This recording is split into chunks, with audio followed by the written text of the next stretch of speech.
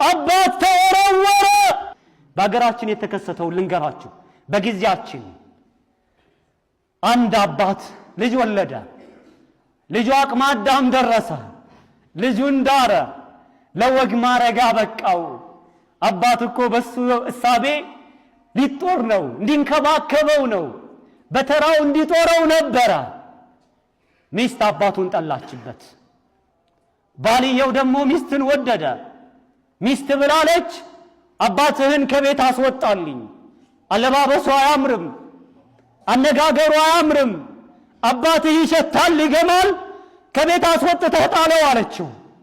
ባልየ ተብዬ ሚስትን ወዷል፣ አባቱን ከቤት አስወጥቶ ለመጣል ወሰነ። ውሻ የሚቀመጥበት ቦታ ላይ ለውሻ የሚሰራ ቤት አይነት ቤት ሰራለት።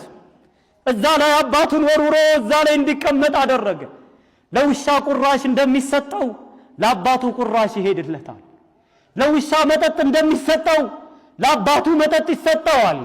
ልብሱ አይታጸብም፣ ቤቱም አይጠረግም፣ ገላው አይታጠብም። ዘወር ብሎ የሚያየው የለም። አባት እንደ ውሻ ሆነ። አባት ዱር ተጣለ። አባት ተወረወረ። ያ አብደላህ ይሄን አይነት ትውልድ ነው ማፍራት የምትፈልገው?